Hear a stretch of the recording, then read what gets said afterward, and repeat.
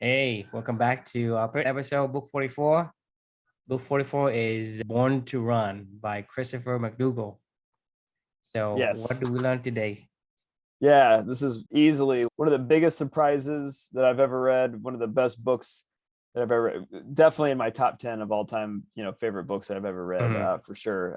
And part of it maybe is because I was just so surprised by how good the book was in general. But yeah, no, I'm looking forward to this conversation today just because it's a book that I really enjoy talking about. So what's this book about? This book is about this guy. His name's Christopher McDougall. He's a runner, but he's always in pain. And it feels like his knees hurt all the time and his feet hurt. He couldn't run more than a couple miles. He went to a bunch of doctors, tried a bunch of different shoes. He couldn't figure it Mhm. out. Then he heard about this tribe of people down in Mexico called the Tarahumara.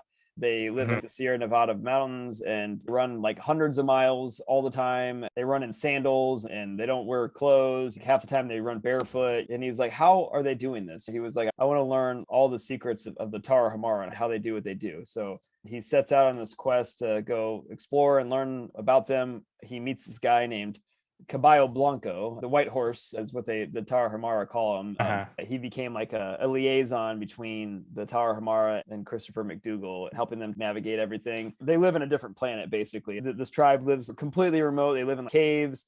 Their commerce is pinole, a fine ground corn meal mix. That's their money. They don't use money or anything like that. Okay. They're really unique people and they're really reclusive and they don't accept outsiders openly. So Mhm. this Caballo Blanco guy got obsessed with them. And the whole story talks about how he met them first and he went down there to try to infiltrate their tribe and to learn their ways as well and to live with them, live amongst them. And that's he ended up, becoming slowly but surely, somebody that they respected and they call him Caballo Blanco. Anyway, Right. The white long story horse. short, yeah. So long story short here with the book, it's about Christopher McDougall learning about the Tarahumara, what they do, how they do it, and then they decide to go put this ultra marathon race together at the end of it with some of the world's top ultra marathoners to go run in this private race with the Tarahumara to see like how would they all compete together, right? Mhm. And then in the middle of it all, he talks about like how we're born to run, literally how humans are endurance animals, how we used to hunt together as a pack of people that we would literally chase down gazelles and things like that. And you're like, how the hell did humans do that? We would endurance run them to death. They don't sweat, right? So we would literally exhaust them to death where they would just collapse, as we slowly maintained a pace as a tribe of people behind them. And we Mhm. one of us would push ahead, the other one would fall back and relax a little bit, and the other people would they were and when the antelope stopped, like we would stop and we would rest and get some food in us, and then the antelope would run again and we'd keep chasing them, and then all of a sudden the antelope would die and you're like, how the hell is that even possible? You're thinking, Mhm. and the whole message of the book was we are literally born to run. And he's like, these Tarahumara, they don't need shoes, they don't need fancy clothes, they don't need athleisure, they just run. Like, I mean, that's what humans are made to do, is to run, so that's what the book is about, I guess. So for me, how this relates to my reflection for the day, which is, you can tell I'm excited about this book because it's just a fun book, right? So my reflection is, don't do it alone, have something to chase, and just have fun. So I'll explain to you what I mean by this. As I'm listening to this book, for me, I've always personally had an aversion to running, like distance running. Like I hate it. Like I've always hated it my whole life. Like I've just never enjoyed getting out and running for 5, 10, 20, 30 miles, whatever. These people just for fun. Like it's not fun for me. Like I love tennis, I love playing sports, I love swimming, baseball, basketball, whatever, it doesn't matter. Like I love that constant competition and keeping my brain on something and engaged. And I feel like when I'm out running, I always just feel like I'm like, this is boring. What's the point? Like, I don't have any goal. I don't have whatever, it's just, it always bothered me. And I've always been like, what is wrong with me? I was like, do you have to be some Zen master to like master, like, how to enjoy running? Like, I mean, I know that humans are born to run and everything, right? And I know it's an important part and I do it, but I begrudgingly do it. It's not, I don't love running, As I was reading this book and I was listening to Christopher McDougall tell his story and explain, like as he learned about the Tarahumara and what they do and he was observing their tribe and like how they run and why they run and what they do. And this is the lessons that I learned, right? It was, don't do it alone. Number one, right? So they run together. They always run together. It's always a fun little, conversational pace. And when you think about how we used to like, pack hunt down animals and things like that together, we did it all together. Like I always run alone with my headphones in, It's just me versus my own mental, fight. It's not fun. Whenever I go run with somebody else, I do have more fun. I feel like it's an easier run. I feel like it's not as mentally straining. I feel like it's not as physically straining. I feel like it's just fun. I don't have to compete with that person. We're just running together, and it does actually make things easier, and then have something to chase. So like when I think about the deer hunting, right, or hunting down antelopes, or what, like we had a point to our running. Like it wasn't just to go run. Like it wasn't just to go, oh, I got to get my 5 miles in because I sat all day long at the office. It was like, hey, we're doing something. When the antelope stops, we stop. Like it's fine. But like you focus on what you need to do. You're running in a pack together. You're doing your thing, and you have an objective, some outcome. You're not even thinking about running. It reminds me of tennis in that regard, right? Like I'm running like crazy in tennis, but I'm not thinking about running. I'm thinking about the objective that I'm trying to do. It keeps my mind engaged the whole time, and it keeps me constantly going, oh, I got to wait for him the antelope's going to turn right. It's going to turn left. Like, you got this whole chase pack going on. And then the final thing is just have fun, man. They would see the Tarahumara. They were smiling. They would run with a smile on their face. When I play tennis, I just smile. I have fun. I'm enjoying myself. I'm not out there straining, looking at my watch going, oh, I'm going too slow. I'm going too fast. I got to, that's what I'm doing when I'm running. I'm always trying to pace myself and push myself harder. And I'm not having fun. I'm not doing it by myself. I don't have any goal, and I'm not having freaking fun, because I'm always trying to push myself to do something, and that's what I learned from this book was like, just enjoy what you're doing and do it with other people, have fun, and have a target you guys are all going after to keep yourself engaged. It's mental, meaningful work, like I loved it. I thought it was just such a good way to reframe why I hate running. And it's definitely helped me to not hate running as much these days. So the question is, how can you turn something that feels like work into fun? Number one, I know you'll love that topic. And then two, just love to get your thoughts on all that I just laid out there. Right.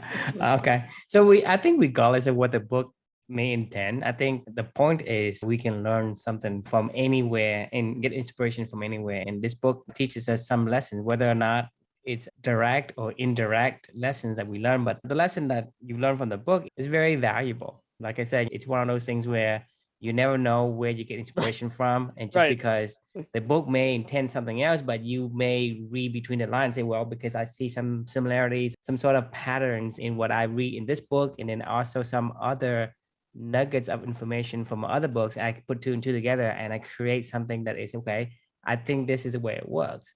For me, I think, when I'm hearing you saying all these is, I think people are born to run. And I think that's because that's the way that we live for thousands and even millions of years.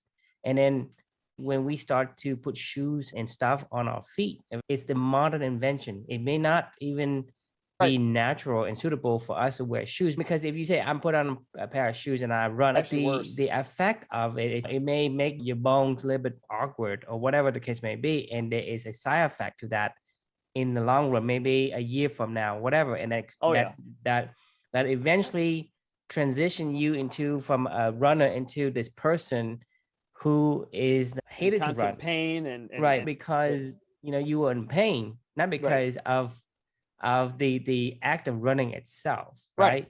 And so I think the modern invention sometimes isn't good for you, because like I said, you are been, I guess, conditions and formed for much longer than we have been in the last modern few hundred years, even like 2000 years, even like in the early, I guess, like in early like BC's, we have people wearing like a lot of sandals that kind of conforms to the foot, but now we have these layers of things that it's unnatural, and for us to put that on, just like I'm going to go swimming with a spacesuit on. I mean, it's just not made for that, and I think that creates that disconnect from our natural environment. So I think the shoes is a factor in kind of distancing us from our natural tendency to be a runner, and I think that's how I kind of get the lesson from this book. Also, that when you're talking about, don't do it alone and have something to chase, I think it's also about psychology, right? And we have to, our brains, I guess, is conditions to be stimulated, to be engaged when we have other people. And our genes is specifically created to work together, right? Because that's how our species have evolved over million of years, is we work in groups. That's the way the species work. So if you take away your tendency, your natural ability, of course you're not gonna like it. It doesn't make I can't believe it took me this. Like I think about tennis, right? I literally run. I could go play tennis for 5 hours and not even blink an eye, and I'm running the whole time, but I don't do it alone. I'm always engaged. So when you play tennis, it's different from running, because running is you do it solo, and everybody seems nowadays that does it. They just run and they put on headphones and they just run and don't pay attention to anything. And so you remove yourself from your natural tendency, your natural kind of like designed for your particular genetics. And so you basically are trying to yank yourself out of your habitat. I mean, like beaver must dam, right? You take a beaver and you put them in the desert. Right. And so when the lessons I see here is that if you don't do it alone, you are bucking the trend. You are walking up against the river, the stream, the current, and something to chase. Human being, I think that we need to have an intent, right? A mission, something to chase. Like a mission. Yes, exactly. If you give somebody a mission, they are going to be 300% more productive, because even in the military, I've been reading this book called The 33 War Strategies, right? They're talking about Napoleon having less troops than someone else. He said that if I can give him a mission, it's a 3-to-1. That means that I can take on an army 3 times the size of my army, and I can still win because the man has a mission. So having that something to chase, I think it's our natural tendency as part of our genetics. So, if you are taking away those elements, you're essentially yanking yourself out from your own natural habitat and putting into something foreign. And I don't think that's gonna be good for you. I think we become so much distance in terms of the way technology has given us the illusions of self being connected, like the social media, for example. People are writing stuff, but they don't connect, right? They don't talk to each other. And so technology is actually in on the surface brings you together and give you the advancement, but at the same time, underlining the value you have, I guess the side effect of that, meaning you become distant, you're not connected, you're not compassionate, you're not sympathetic to people anymore. Right. And the last one, I really like the last one, because just have fun, right? Because nowadays people say work hard, play hard, right? Why do you have to work hard? Why do you have to play hard? Why can you work joyfully and play joyfully? I agree. It should both be fun. It should be hard. It should be effortless. It should be fun. It should be you should enjoy relieving. Work joyfully, play joyfully. Yeah, exactly. Enjoy what you do. Exactly. That is something that we used to have with modern technology, with all these new, I guess, pressures from the society. We need to be useful, and we force ourselves into this environment where we have to endure and embrace the suck. Right. I know we talked about that against our natural tendency. Yep. And so for me, I think, I really can relate to the reflection title you have, even for all 3 of them. I wholeheartedly agree with you in terms of, don't do it alone. Have some kind of mission, right? Have something to chase and have fun. Enjoy the thing you do. Why do it if you don't enjoy it? Why suffer when you don't have to? It's a great question. These days when I'm really pushing myself hard, when I'm running or something like that, I'm like, what am I doing? One of my core values is to challenge myself. So when I'm doing that, I think of Amelia. I'm living for 2 and all that good stuff. For me, that's something to chase for her. Joyfully way, not in the hardship way. Right. The thing is, you want to play tennis and you love to play tennis. Well, play more tennis and challenge yourself in bettering yourself in tennis. Not, I hate to do, grinding work or monotonous, repetitive work, and I want to challenge myself if I can do it faster. That's just insane. And to me, it's just not natural. And I think, for us, we have millions of years of conditioning, and then suddenly we just do the opposite. Yep. And you wonder why people are having stress, and people having they keep saying, I'm going insane and I don't want this, I don't want that. But the thing is, that's because you're going against the grain. You go up the river. Yeah, you're fighting nature, and you're fighting your own natural tendency, which is nature, right? Nature have conditioned you for millions of years, and then you have the last few thousand years that you kind of go the opposite way. Yep. Suddenly, Yeah. you drive it Makes down no the sense. river. Now you're trying to get your canoe up the river. And then you say, why is this so hard? Right. It reminds me of your parable that you always talk about with your Mexican fisherman or whatever. The moral of the story of the Mexican fisherman is he's happy as a fisherman living in a small village, and he is going to always be happy. Like he goes, like somebody tries to convince him to go do all this other stuff, and he's ultimately get back to being happy as a fisherman in a small little village, But the only reason I bring that up is it reminds me of these Tarahumara, right? Like the tribe. Who's to say they're not happier than we are? They live in a cave and they run around, they eat pinole all day long, and that's their commerce. They don't have money, they don't have sky rises, they don't have plumbing, like electricity, right? But that's what I'm saying is in terms of whatever that's you, right? So if you take a cactus, right, and you put it into a rainforest, it will die. Right. It will die. It can't survive. Yeah. Right. And you take a tropical plant and you put it in a desert, it will die. Right. So it isn't about, well, something is better than another. It's about compatibility, right?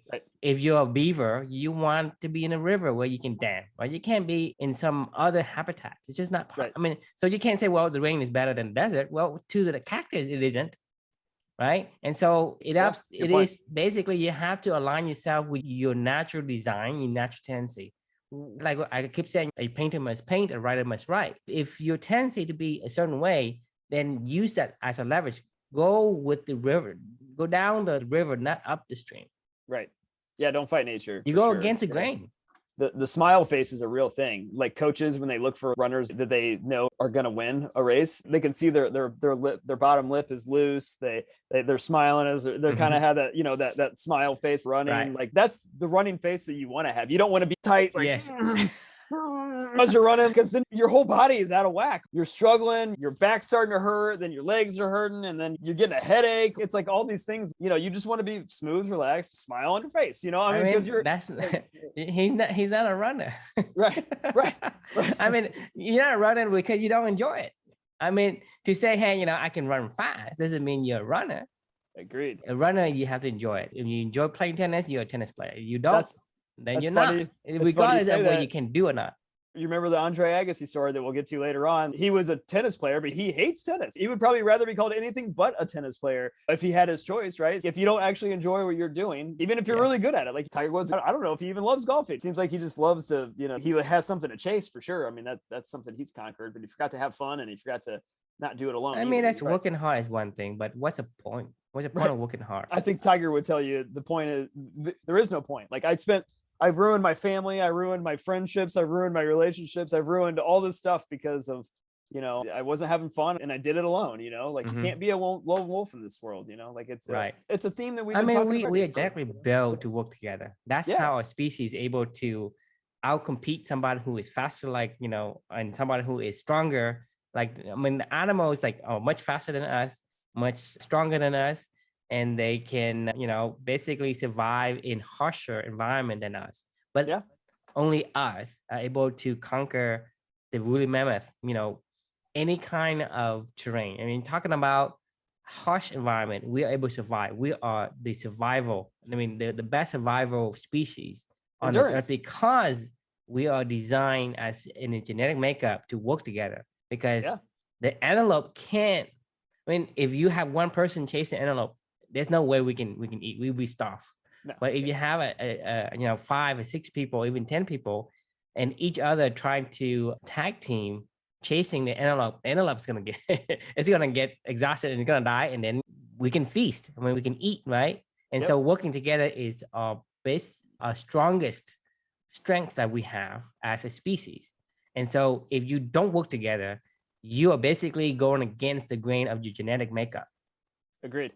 100%. This is a fun book. You should read it. I would highly recommend to read it. Not only did I learn a lot from it, but it was entertaining as hell as well. Like, Caballo Blanco and the race at the end of it. And there's a lot of characters in this book. It's just an awesome book. It's a really fun, awesome story. Learn a lot, and it'll change your perspective maybe a little bit on a few things. Born to Run. Here it is. Christopher McDougall. The Hidden Tribe, Superathletes, and the Greatest Race the world has never known. Right. Yep. We'll see you next time. See y'all.